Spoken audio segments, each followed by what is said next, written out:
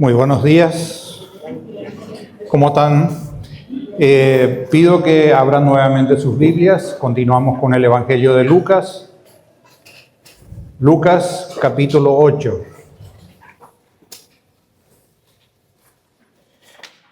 Vamos a dar lectura desde el versículo 4 hasta el 15.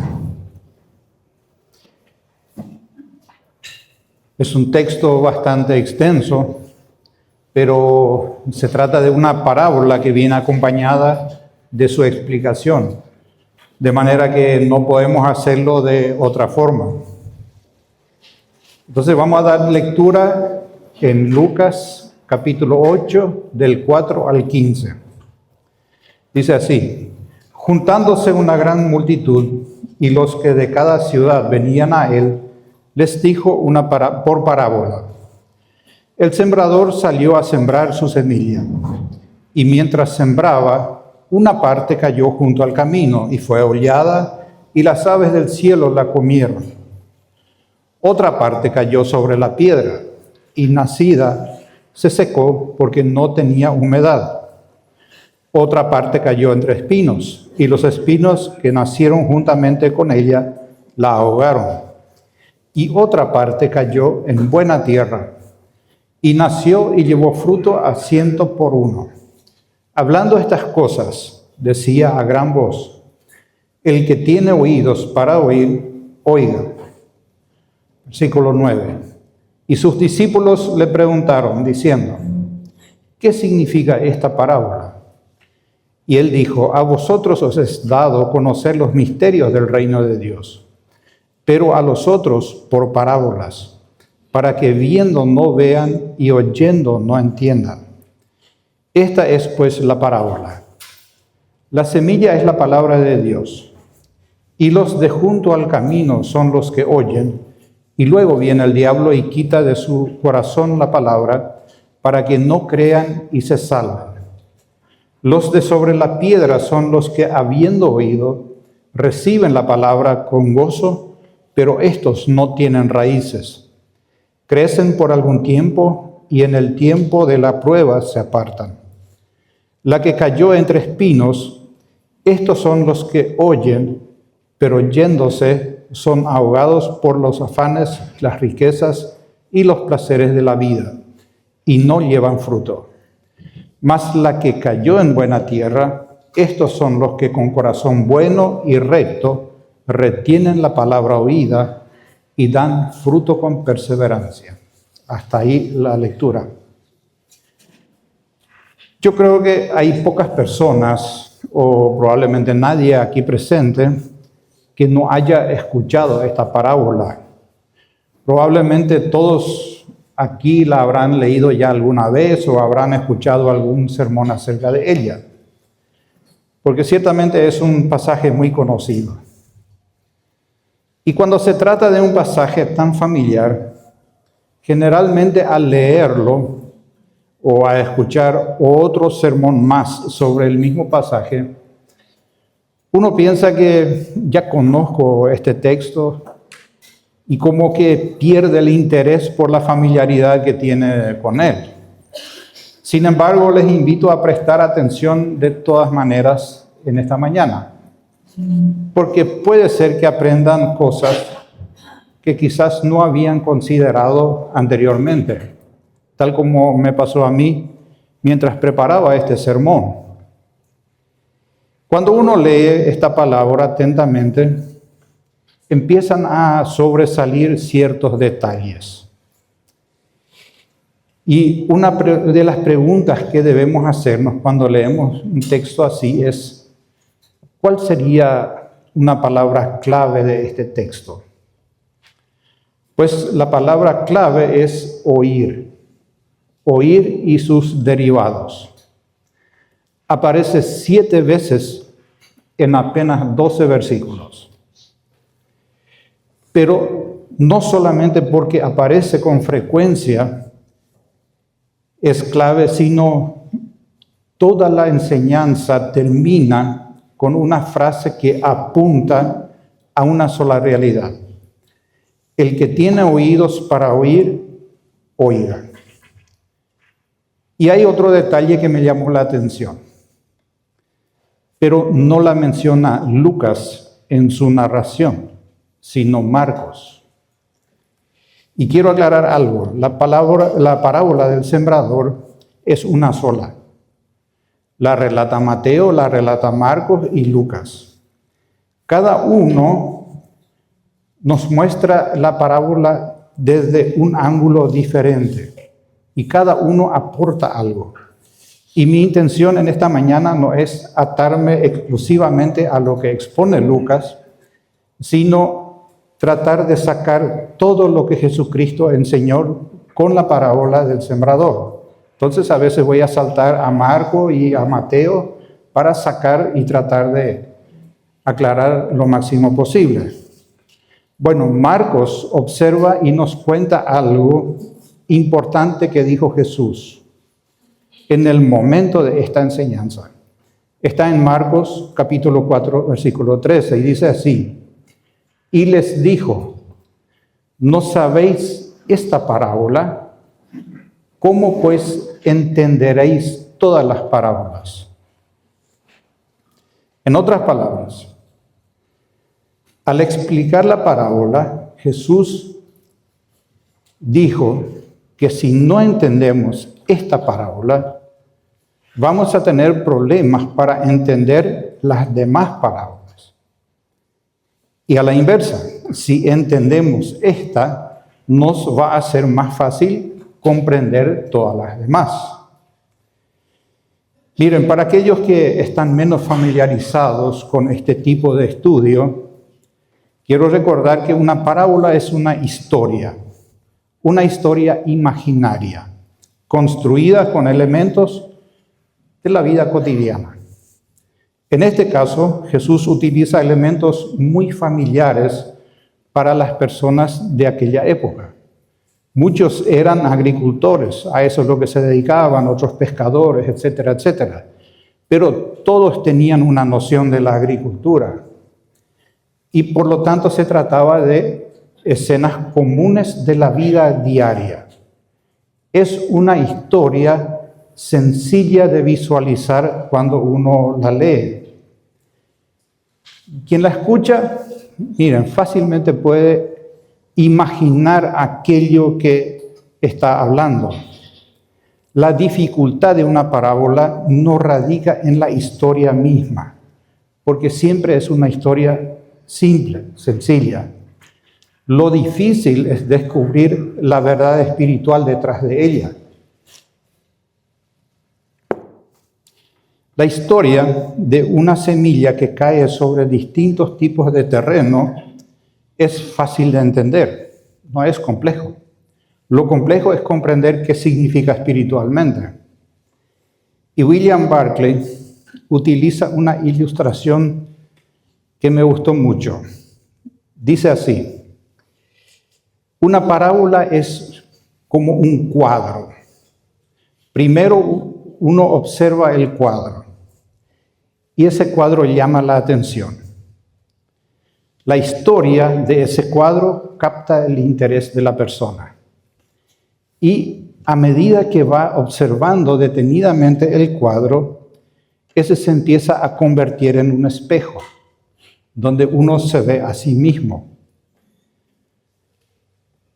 Luego, si uno continúa observando con fe y pidiéndole a Dios que le ilumine, ese espejo termina transformándose en una ventana. Y a través de esa ventana se puede ver a Dios y contemplar su verdad.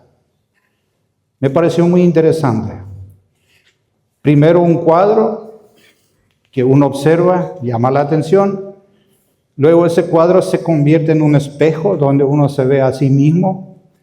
Y finalmente en una ventana donde uno puede ver a Dios actuando. Entonces, cada vez que Jesús utiliza una parábola, no enseñaba simplemente una verdad cualquiera. Enseñaba una verdad relacionada con el reino de los cielos. No eran solamente principios morales o lecciones generales, sino verdades acerca del reino que él estaba inaugurando y cuyo significado estaba revelando progresivamente. Ahí radica la importancia de las parábolas. Por eso cuando los discípulos le preguntan acerca de las parábolas, Jesús responde en el versículo 10. A vosotros es dado conocer el misterio del reino de Dios.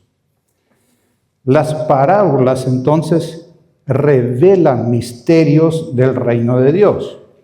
Y continúa y dice, pero a los otros por parábolas, para que viendo no vean y oyendo no entiendan.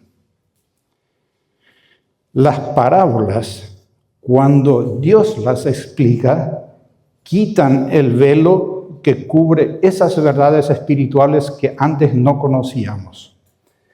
Ahora bien, cuando el Nuevo Testamento habla de un misterio, no se refiere a algo imposible de entender. Se refiere a algo imposible de entender si Dios no lo revela. Es una verdad que estuvo oculta, pero ahora Dios decidió manifestar. Por eso, si tendríamos solamente la parábola en sí mismo hasta el versículo 8, nadie entendería lo que quiso enseñar Jesús. Pero cuando llegamos a la explicación inspirada por el propio Señor Jesucristo, todo comienza a aclararse. De repente todo tiene sentido, pero no porque nosotros somos inteligentes, sino porque Dios reveló el significado.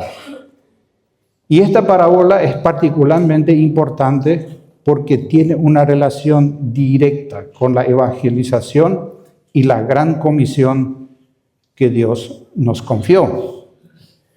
Cuando Dios envía a su iglesia a predicar el evangelio a todas las naciones y a ser discípulos, siempre nos encontramos con distintas respuestas frente a la misma predicación. Y esta parábola debe ayudarnos a no sorprendernos de las respuestas que vamos a recibir. Jesús aquí nos explica cómo avanza el reino de los cielos y cómo reaccionan los corazones humanos al escuchar su palabra. Eso nos ayuda a no sorprendernos cuando encontramos personas completamente indiferentes al evangelio. Quien más, quien menos ya le habrá pasado. Tampoco deberíamos sorprendernos encontrar respuestas aparentemente prometedoras que luego resultan ser temporales. A veces una persona parece tan comprometida, tan entusiasmada, pero luego vuelve al mundo. O cuando nos encontramos con una respuesta ambivalente. Personas que tienen un pie en el mundo y el otro pie en el reino de los cielos. Un pie en el reino de Dios, otro en el reino de los hombres. Miren, nada de eso debería sorprendernos. Y entender bien esta parábola también nos ayudará en otro sentido. Debe guardarnos de caer en el legalismo y de desarrollar un sentido de justicia propia o una actitud de superioridad espiritual. Cuando vemos que las personas no responden al evangelio, no deberíamos apurarnos para condenarlas. Si observamos el relato, vemos que el sembrador no se fue primero a inspeccionar el tipo de suelo antes de esparcir la semilla. No, simplemente sembró, esparció la semilla indiscriminadamente, a que caiga donde tenga que caer. ¿Por qué? Porque ese era su oficio, eso es lo que él tenía que hacer. Su responsabilidad no era determinar la condición del terreno. Asimismo, no es mi responsabilidad evaluar la condición de sus corazones en esta mañana. Aunque pueda sonar un poco duro, pero es así. Mi responsabilidad es sembrar la semilla, sembrar la palabra, esparcir la palabra, y va a caer donde debe caer. El resto es obra de Dios. De modo que esta parábola nos enseña también cuál es nuestro lugar, cuál es nuestra tarea aquí enfrente. Entender bien eso nos ayudará a cuidarnos para no desarrollar una actitud legalista y condenatoria. Ahora bien, sí necesitamos discernimiento. Discernimiento y juicio no son exactamente lo mismo. Son como primo hermano, podemos decirlo. Son parecidos, pero no tienen el mismo significado. Alguien que siempre está dispuesto a juzgar, alguien con un corazón legalista y condenador, suele tener también una actitud de desprecio, de sarcasmo o de cierto cinismo hacia quienes rechazan la palabra. Sin embargo, Jesucristo nunca hizo eso. Siempre le vemos predicando abiertamente a las multitudes, aun sabiendo perfectamente que entre esas multitudes había corazones de distinta condición. Por otro lado, el discernimiento sin duda nos ayuda a reconocer la dureza del corazón humano. Nos ayuda a ver el pecado, nos ayuda a identificar la resistencia espiritual, pero no lo hace con desprecio, lo hace con dolor. Cuando discernimos espiritualmente, sabemos lo que tenemos adelante, sabemos la condición de muchos corazones, pero no nos convertimos en el juez de ellos. Ese no es el rol nuestro. Nuestra tarea es predicar la palabra.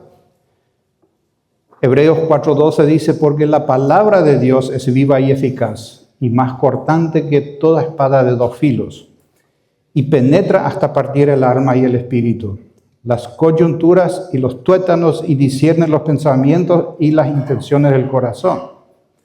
A nosotros solo nos toca proclamar la palabra. El resto del trabajo pertenece a Dios, no a nosotros. Por eso, si muchos responden con frialdad cuando se predica la palabra, no es ni una sorpresa. Aquí entonces Jesús nos explica cómo avanza el reino de los cielos.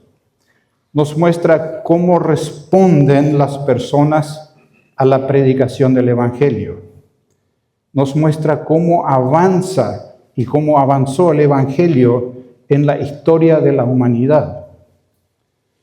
El texto que leímos divide a las personas en dos grupos. Marcos nombra a un grupo los de afuera. Por lo tanto, el otro grupo son los de adentro. Me gustó ese término que usó Marcos y voy a usarlo en esta mañana para referirme a los dos grupos, los de afuera y los de adentro. El pasaje mismo también se divide en dos partes. En la primera tenemos a Jesús contando la historia y en la segunda Él la explica. Si tendríamos solamente la primera parte, como dije, resultaría prácticamente imposible comprender su significado. Pero cuando llegamos a la explicación que Jesús nos dio, todo comienza a aclararse. Comprendemos la enseñanza. Las parábolas son un excelente método de enseñanza.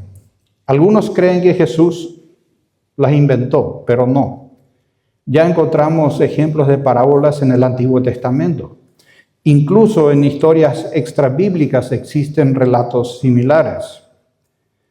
Lo cierto es que nadie utilizó las parábolas con la frecuencia y la maestría y la profundidad con que Jesús las usó, ni antes ni después de él. Nadie reveló verdades espirituales tan profundas por medio de historias tan sencillas. Y lo más extraordinario de Jesús es que con una misma parábola cumplía dos propósitos al mismo tiempo. mientras revelaba la verdad para unos, ocultaba esa misma verdad a otros. Con la misma historia realizaba ambas acciones. Yendo a nuestro pasaje, vamos a ver un poco el escenario. Dice, juntándose una gran multitud, en el versículo 4. Bueno, Lucas no especifica dónde se encontraba Jesús en el momento de enseñar esta parábola, pero Marcos dice que fue junto al mar y que incluso se subió en una barca y se alejó un poco de la orilla para tener más alcance, como ya lo había hecho en otras ocasiones. Y en el momento de enseñar esta parábola, Jesús ya gozaba de una gran popularidad. Durante lo que se considera era ya el segundo año de ministerio. Donde quiera que iba Jesús, las personas acudían a él en masa para escucharlo. Salían de las ciudades, de las aldeas y acudían al lugar donde estaba para escucharle. Y en esta ocasión comienza a hablar de un sembrador que sale a esparcir semilla. Tomó una escena cotidiana que todos conocían, porque eso era exactamente lo que más se veía en aquella época. El sembrador siempre llevaba una bolsa hacia el frente con la semilla o un recipiente lleno de semillas. Metía la mano, tomaba un puñado y esparcía sobre el terreno. Tenía así una técnica en su mano de esparcir bien la semilla para que cubra todo el terreno. Mientras realizaba esa tarea, la semilla, por supuesto, iba cayendo sobre todo tipo de suelo. Algunos eran terrenos fértiles, otros no. Ahora, el enfoque de Jesús en esta historia es que la responsabilidad del sembrador no consiste en determinar previamente la calidad del terreno. Repito, su responsabilidad es sembrar. Y en la historia aparecen 4 tipos de terreno. Jesús primero las describe y luego explica cómo cada uno de ellos representa una condición distinta del corazón humano. Y ahí quisiera profundizar un momento. Cada uno de nosotros debería preguntarse, ¿qué terreno representa mi corazón? ¿Cuál es la condición en la que se encuentra mi alma? ¿Qué ocurre cuando la palabra de Dios se siembra en mí? ¿Qué fruto produce en mí? Porque esta parábola no nos debe llevar solamente a pensar en otros, sino para que nos examinemos también nosotros mismos. Y aquí tenemos 4 tipos de terreno. El primer terreno donde cayó es el camino. Los caminos eran senderos por donde transitaba la gente constantemente. Y con el paso del tiempo, por supuesto, el suelo se endurecía por el constante impacto de las pisadas. Y la semilla que cayó sobre ese terreno endurecido no penetró, quedó ahí expuesta. Entonces vinieron las aves y se la comieron. O sea, la palabra de Dios fue escuchada y desapareció rápidamente. Solemos decir, entró por un oído y salió por el otro. El segundo terreno es una piedra. Sobre una piedra generalmente hay solo una fina capa de tierra o de polvo. La semilla penetró superficialmente, echó algunas raíces e incluso produjo una rápida germinación. Pero la profundidad de la tierra no era suficiente para sostener una planta y darle vida duradera. En tercer lugar tenemos un terreno más fértil. Pero en ese terreno ya había semillas de espinos. No era un terreno limpio. Los espinos, los que entienden un poquitito del campo, son malezas de rápido crecimiento. Cuando germinan y crecen junto al trigo, pues crecen más rápido y lo ahogan. Luego encontramos el último terreno mencionado en esta parábola, versículo 8. Y otra parte cayó en buena tierra y nació y llevó fruto a 100 por uno. Este último es el único terreno que produce fruto. Y algo que llama poderosamente la atención. 3 de los 4 terrenos que menciona resultan infructuosos. Y ese es un toque de alerta para todos los que enseñan la palabra. Miren, cuando nosotros enseñamos la palabra, siempre esperamos algún fruto. Cuando le testificamos a una persona, siempre esperamos algún fruto, sea nuestro compañero, sea de trabajo, algún familiar, siempre esperamos que haya una reacción positiva del otro lado. Pero Jesús mismo nos enseña que 3 de los 4 terrenos descritos aquí no producen fruto alguno. Ahora bien, podríamos preguntarnos por qué el sembrador echó las semillas en las 3 partes donde no iba a crecer. Pues nosotros pensamos así porque estamos acostumbrados a preparar primero el suelo y sembrar después. Pero en aquella época el proceso era diferente. Primero se esparcía la semilla, luego araban el terreno para cubrir esa semilla, para que penetre en el suelo. Y durante ese proceso de arado, el agricultor descubría que algunos lugares no eran tan buenos. Algunos tenían rocas debajo de la superficie. Otros resultaban no ser apropiados. De la misma manera existen distintos tipos de corazones. No tenemos la capacidad de determinar la respuesta de cada uno.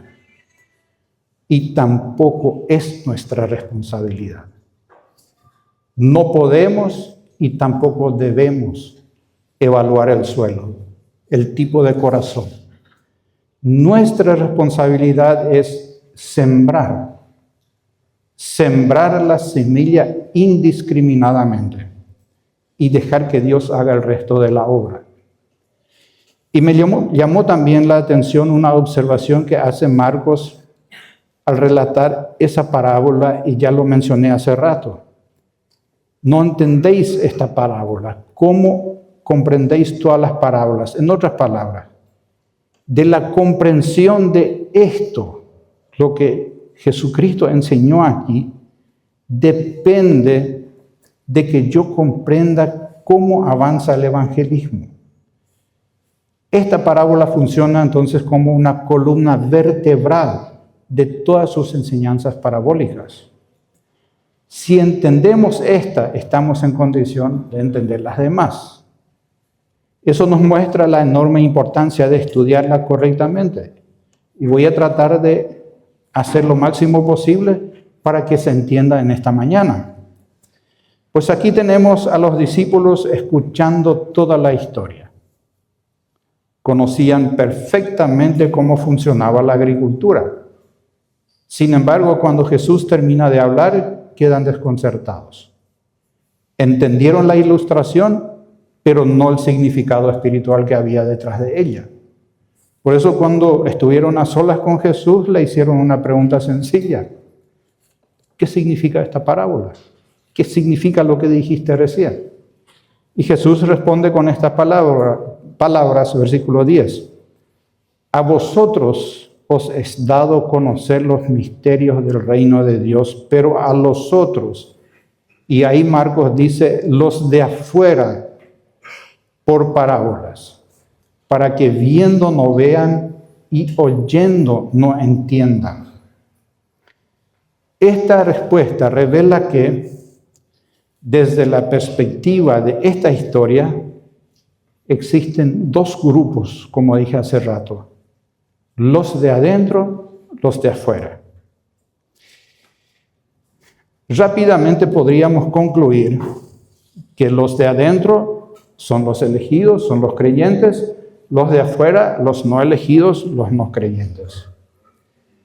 Pero eso no es el tema que Jesús desarrolla aquí.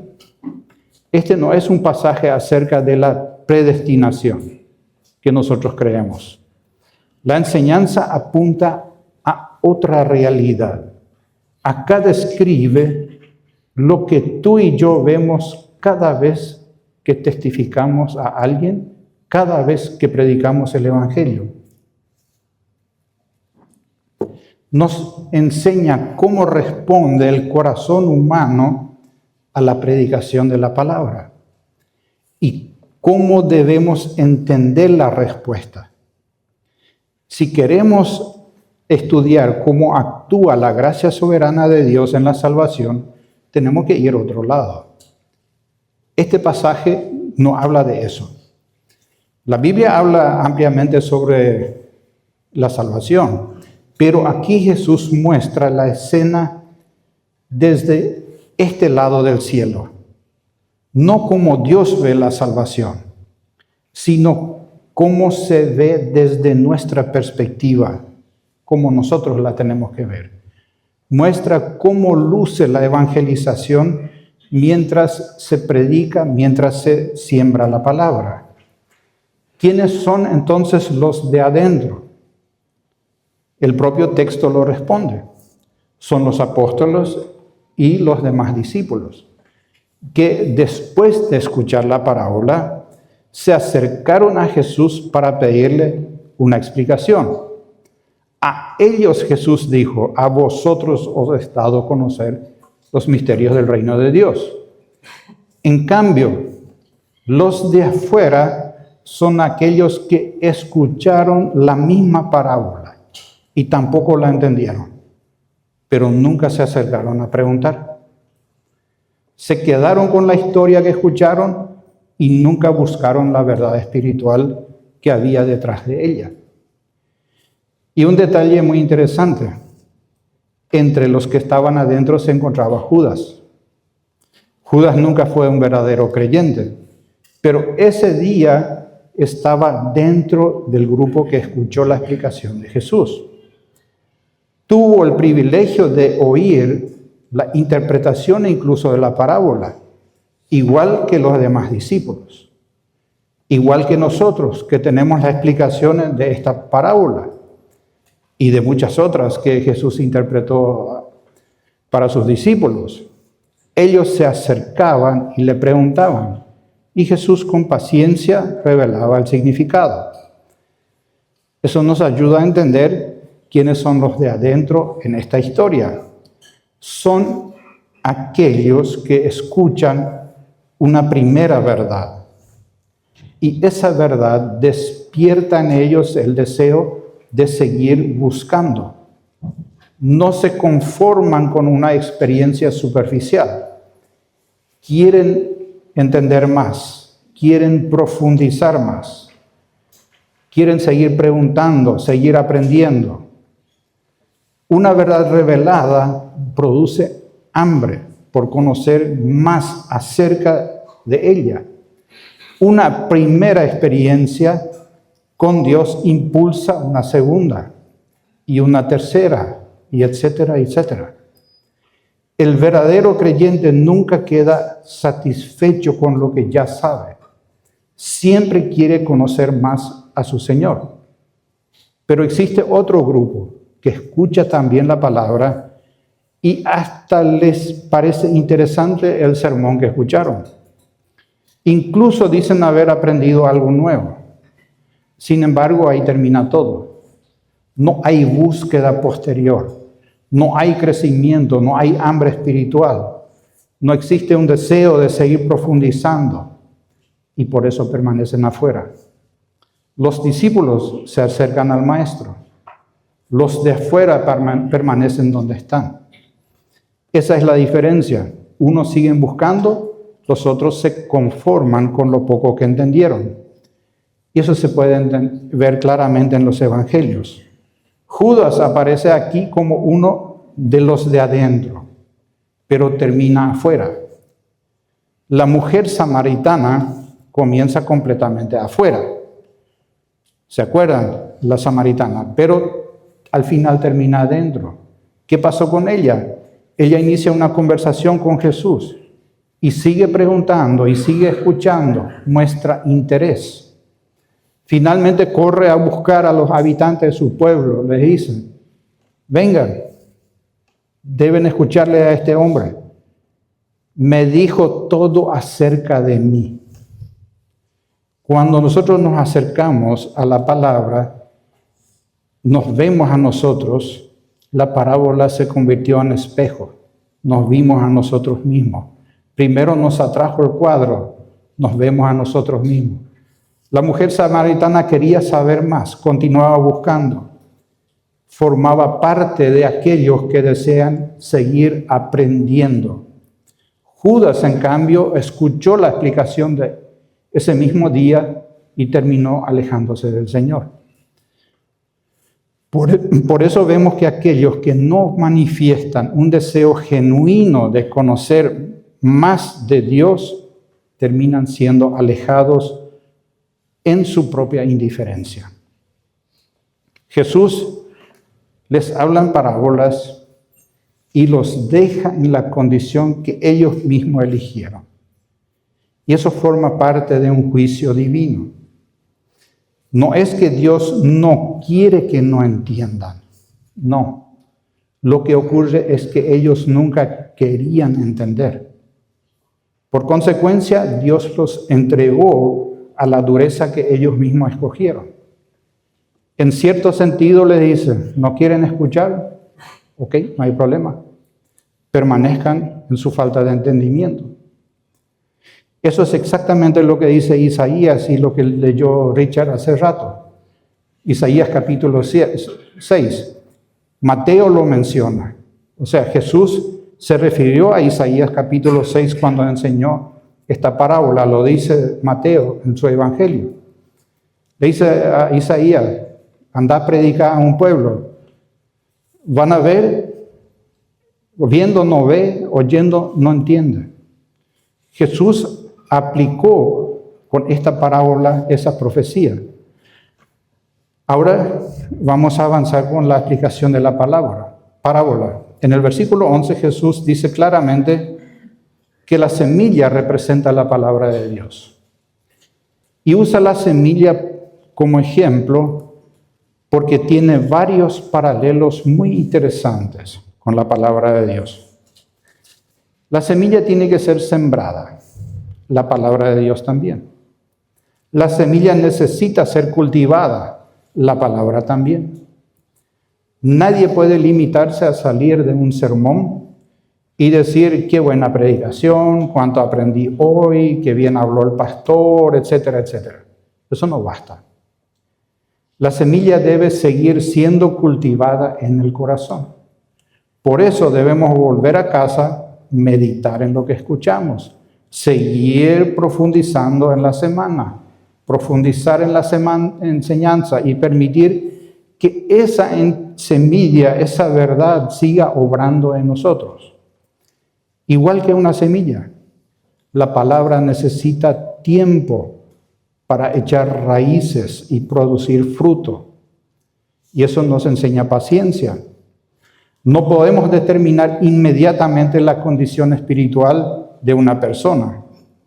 Miren, si alguien escuchó el Evangelio esta semana y todavía no vemos grandes cambios, no significa que necesariamente no pasó nada.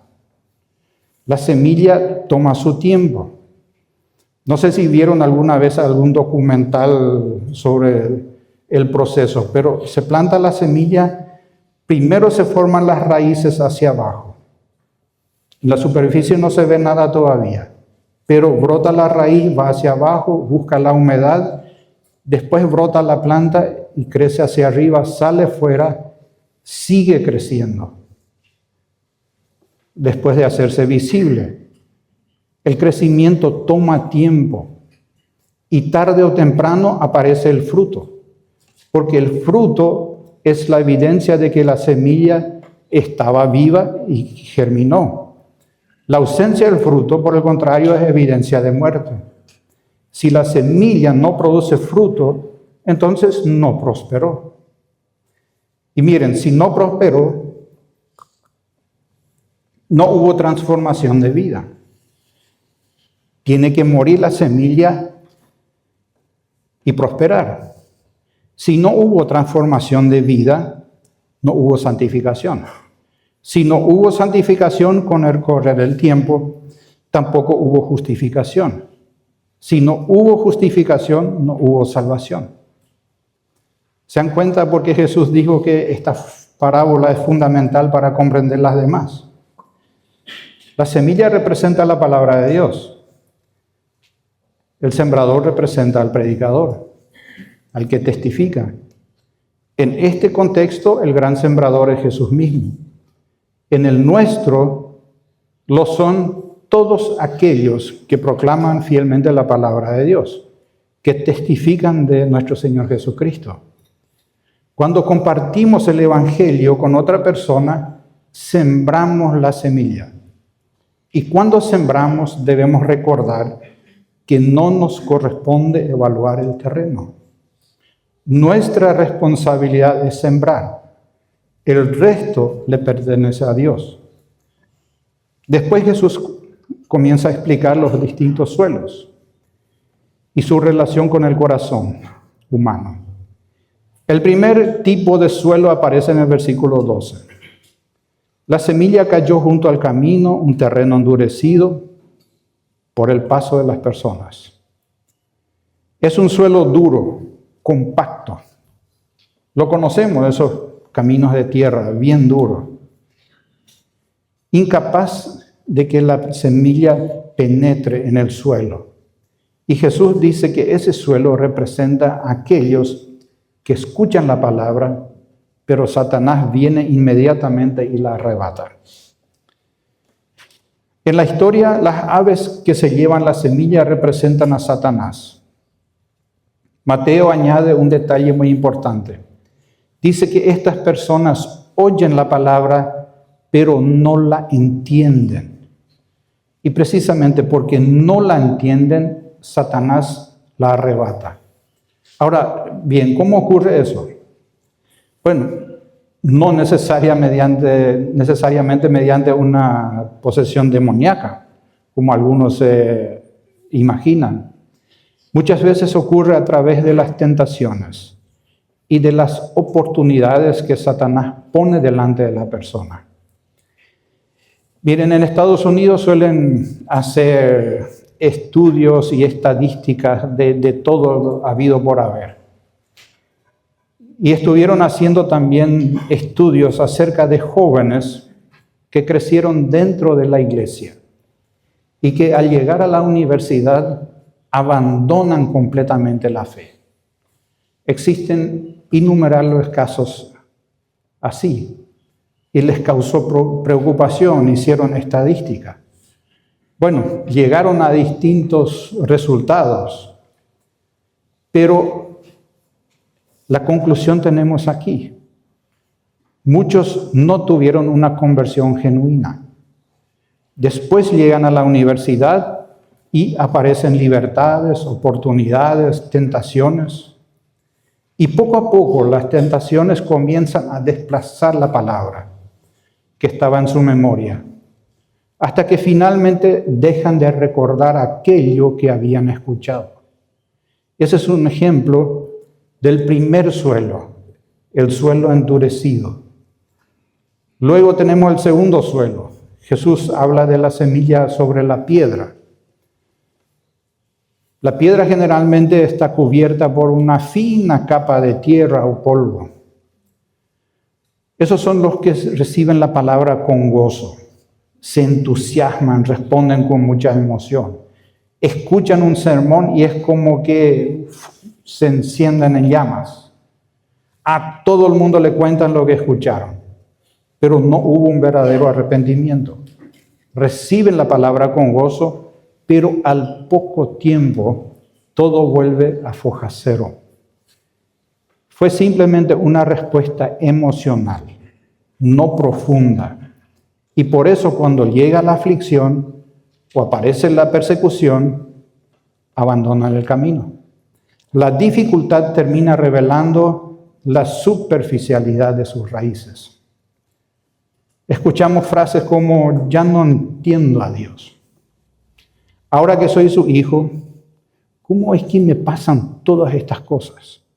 Cuando estaba en el mundo, vivía tranquilo, no pasaba nada. Ahora que soy hijo de Dios, estoy en la iglesia, no puedo creer todo lo que me pasa. Pues personas así nunca entendieron que Dios no prometió que sus hijos estarían exentos de dificultades. Nosotros debemos entender y enseñar que lo mismo que le ocurre a un incrédulo también nos ocurre a nosotros. Sufrimos los mismos accidentes, las mismas enfermedades, las mismas tragedias y en muchos casos las mismas pérdidas. Incluso, además de las aflicciones comunes de la vida, llegan las persecuciones. Y Dios permite tanto lo uno como lo otro para revelar la verdadera calidad del terreno. Como sembradores necesitamos entender esa realidad. La aflicción prueba el corazón y la persecución también. ¿Cómo actúa la persecución? Pues la persecución me trae la factura del costo de mi fe. Me obliga a calcular el costo del discipulado, a decidir si realmente estoy dispuesto a seguir a Cristo. Algunos dicen, bueno, no, hasta aquí llegué, cuesta demasiado, y abandonan el camino. Judas, cuando llegó el momento de la persecución, literalmente prefirió vender a Cristo antes de sufrir por Cristo. Antes de pagar el precio del discipulado, prefirió cobrar el precio de la traición. Luego encontramos el tercer grupo de personas, representado por la semilla que creció entre espinos. Jesús dice que las preocupaciones, las riquezas y los deseos de las demás cosas entran, ahogan la palabra y la vuelven estéril. Este grupo escucha la palabra e incluso puede sentirse atraído por ella. Por decirlo de alguna manera, con un ojo contemplan el reino de los cielos y ve que es hermoso, atractivo, digno de ser deseado. Pero con el otro ojo siguen contemplando el reino de este mundo. Allí encuentran brillo, glamour, oportunidades, riquezas, todo tipo de ofertas que al final terminan seduciendo su corazón. Poco a poco las preocupaciones del mundo, el engaño, las riquezas, los deseos de las demás cosas van ocupando el lugar que debía ocupar la palabra de Dios. Finalmente, la palabra queda completamente ahogada y se vuelve estéril. Demas, el compañero de Pablo, califica perfectamente en ese grupo. Pablo dice, Demas me ha abandonado amando a este mundo. Demas había acompañado a Pablo, pero volvió precisamente a ese mundo del cual había salido. Finalmente, el cuarto suelo, versículo 15, estos son los que con corazón bueno y recto retienen la palabra oída y dan fruto con perseverancia. Aquí aparece nuevamente la palabra clave de toda la palabra, oír. Ellos oyen la palabra, la reciben y producen fruto. Esa es la evidencia de que la semilla realmente echó raíces en su corazón. Estos son los creyentes genuinos, los que tuvieron un arrepentimiento verdadero. Ahora, después de entender esta parábola, creo que nadie debe sorprenderse si muchas personas que escuchan la palabra de Dios finalmente no reaccionan, no fructifican. Jesús mismo nos preparó para esa realidad. Pero tampoco quiero ser malentendido en esta mañana. No digo que 3 de cada 4 personas aquí presentes no van a fructificar, de ninguna manera. La iglesia ya representa a un grupo de personas seleccionadas y expuestas repetidamente al Evangelio, y la mayoría de ellas ya fue regenerada. Y tampoco habla de la iglesia en este pasaje. Aquí entran todos aquellos que escuchan la predicación de la palabra, sea donde fuere, en la iglesia, por televisión, en nuestra familia, en una conferencia, una campaña evangelística, a quien le testificamos en el trabajo, en la universidad, donde fuera. Jesús dice, muchos son los llamados y pocos los escogidos. Así que no nos sorprendamos. Lucas cierra la parábola diciendo que lo que cayó en buena tierra nació y llevó fruto a 100 por 1. Marcos observa otro detalle más y dice, brotó y creció y produjo a 30, a 60 y a 100 por 1. Con esto se añade una enseñanza más. Todos producen frutos. Los creyentes genuinos producen frutos, pero no todos producen en la misma medida.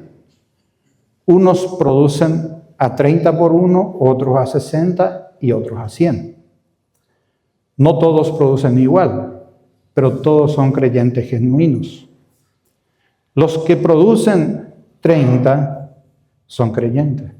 Los que producen a 60 también, y los de 100 también. Todos son hijos de Dios. Y surge una pregunta, ¿por qué algunos 30, otros 60, otros 100? Varias razones. Les doy algunas. La primera tiene que ver con la medida de gracia que Dios concede a cada creyente. Romanos 12 enseña que debemos pensar de nosotros mismos conforme a la medida de fe que Dios repartió a cada uno. Efesios 4 dice que cada creyente le fue dado la gracia conforme a la medida del don de Cristo. Es decir, Dios distribuye sus dones soberanamente y nosotros debemos servir conforme a la capacidad que Él mismo nos concedió. La segunda razón tiene que ver con nuestro grado de obediencia. La Biblia siempre mantiene una pugna entre la soberanía de Dios y la responsabilidad humana. Nunca las separa ni las enfrenta. Por eso Jesús dice más adelante, al que tiene se le dará más, pero al que no tiene, aun lo que tiene se le quitará. Dios honra la diligencia, la obediencia y el deseo sincero de crecer. Los fariseos tuvieron cierta luz, pero la perdieron porque no respondieron correctamente a ella.